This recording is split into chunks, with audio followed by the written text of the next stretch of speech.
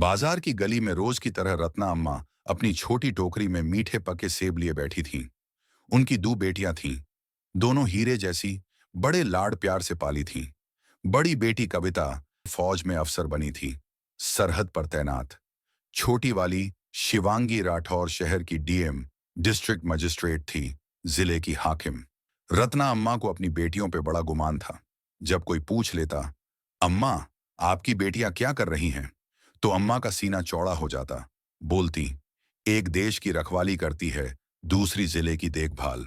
पर रत्ना अम्मा आज भी कभी कभार चुपचाप बाजार में सेब बेचने बैठ जाती। बेटियों को बिना बताए सब कुछ ठीक ठाक चल रहा था। तभी एक इंस्पेक्टर आया, विक्रम चौधरी, अपनी बुलेट पे सवार। बाइक किनारे लगाई, अकद्दम में बाइक से उतरा और सीधे रत्ना अम्मा की टोकरी के पास आ खड़ा हुआ। टोकरी से एक सेब उठाया, बिना कुछ बोले मुंह में डाल लिया। रत्ना अम्मा सकुचाई, बोली, साहब सेब मीठे हैं, चाहें तो तोल दूं। विक्रम ने अकड़ के कहा, हाँ हाँ, दे 1 किलो। अम्मा ने कांपते हाथों से सेब तोलकर पॉलिथीन में डाल दिए। विक्रम ने पैकेट लिया, फिर एक और सेब निकाला, वहीं काट के खाने लगा। थोड़ी देर चबाने के बाद मुंह बनाते हुए बोला, हूं, ये क्या बेचा है तूने, एकदम फीका। सेब में मिठास तो नाम भर की नहीं।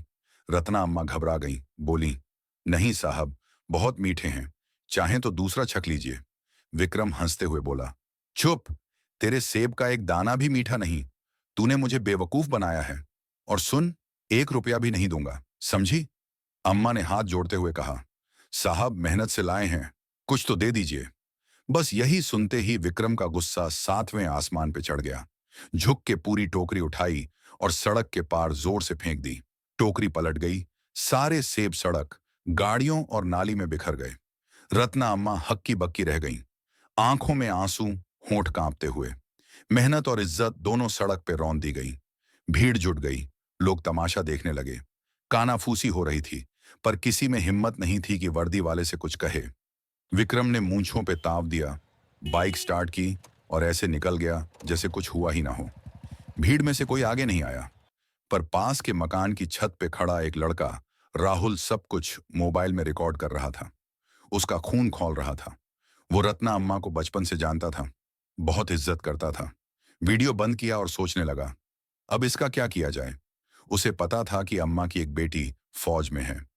राहुल ने कहीं से नंबर का जुगाड़ किया और वीडियो भेज दिया कविता राठौर को व्हाट्सएप पे। नीचे एक छोटा सा मैसेज भी लिख दिया, कविता दीदी, देखिए आज बाजार में आपकी अम्मा के साथ क्या बीता। हजारों कोस दूर बर्फीली पहाड़ियों के बीच एक सरहदी चौकी पर कविता राठौर अपनी राइफल चमका रही थी। तभी उसके फोन में व्हाट्सएप का टोन बजा। उसने हथियार नीचे रखा और मोबाइल उठाया। एक अनजाना नंबर से वीडियो आया था। वीडियो प्ले किया।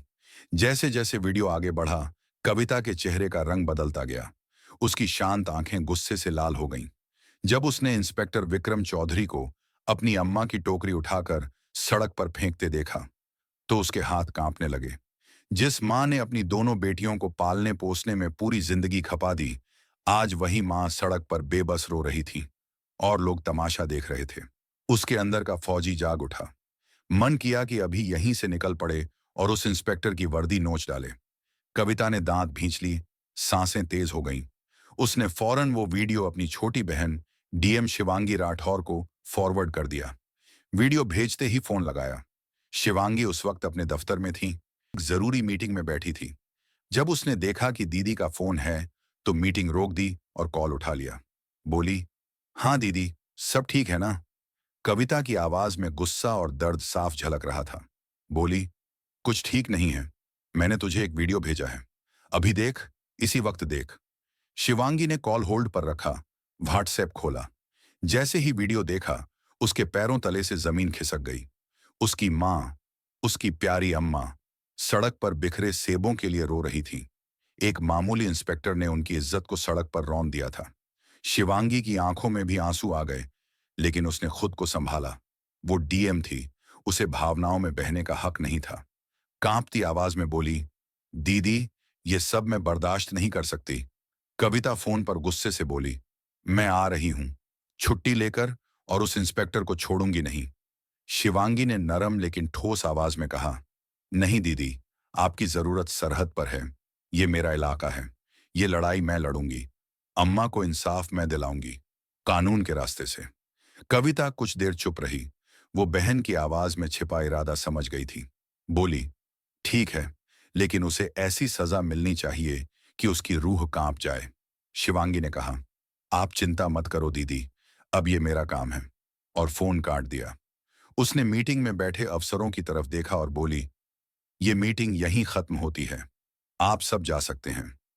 शिवांगी इस बार अपनी सरकारी गाड़ी में नहीं, एक पुरानी प्राइवेट गाड़ी में बैठकर अपने बचपन वाले घर की ओर निकली। रास्ते में उसने डीएम वाला रॉब छोड़ दिया और एक सादा लाल रंग का सलवार सूट पहन लिया। वो अपनी अम्मा के पास बेटी बनकर जाना चाहती थी, अफसर बनकर नहीं। जब वो घर पहुंची तो रत्ना अम्मा एक कोने में चुपचाप बैठी थी, आंखें सूजी हुई, चेहरा थका हारा। अपनी बेटी को अचानक सामने देखकर अम्मा घबरा गईं। शिवांगी, तू यहां? सब ठीक तो है? शिवांगी कुछ नहीं बोली, बस जाकर अम्मा को कसकर गले लगा लिया। मां की गोद में सिर रखकर वो अपने आंसू रोक नहीं पाई। मां, आपने मुझे बताया क्यों नहीं? रत्ना अम्मा सिसकते हुए बोली, क्या बताती बेटी? मैं नहीं चाहती थी कि तुम लोगों को कोई परेशानी हो, और वो तो पुलिस वाला है। छोड़ उसकी बात। आज तू इतने दिन बाद आई है, आज मैं बहुत खुश हूं। शिवांगी ने अम्मा के आंसू पोंछे, उनका हाथ अपने हाथ में लिया और बोली, अब आप ना गरीब हैं ना अकेली। मां, आपकी बेटी इस जिले की मालिक है। जिसने भी आपके साथ ऐसा किया है, उसे उसकी कीमत चुकानी पड़ेगी। आपकी खोई हुई इज्जत मैं वापस लाऊंगी। रत्ना अम्मा ने बेटी की आंखों में एक अलग ही आत्मविश्वास देखा, बस चुपचाप उसे देखती रहीं। उस रात शिवांगी ने पूरा प्लान बना लिया।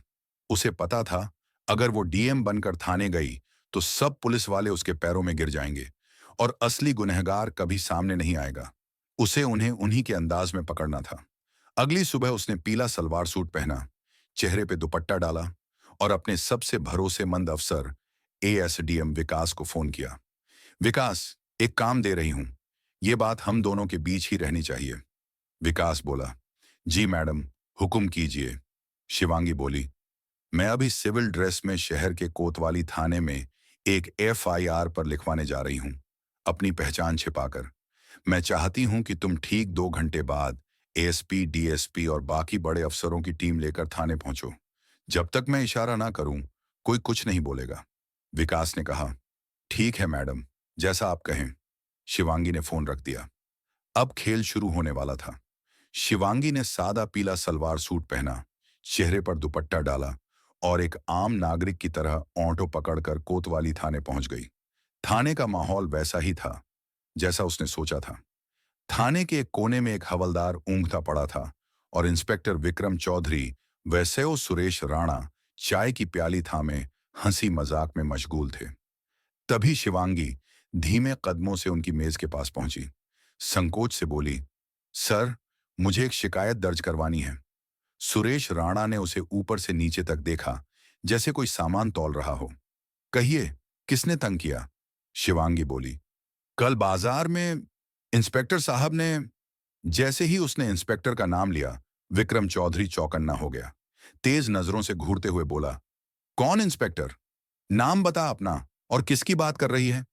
शिवांगी ने हल्की घबराहट के साथ कहा, आप ही थे। आपने कल बाजार में एक बुजुर्ग महिला की सेब की टोकरी उठाकर सड़क पर फेंक दी थी। वो मेरी मां है। ये सुनते ही विक्रम और सुरेश ठहाके मारने लगे।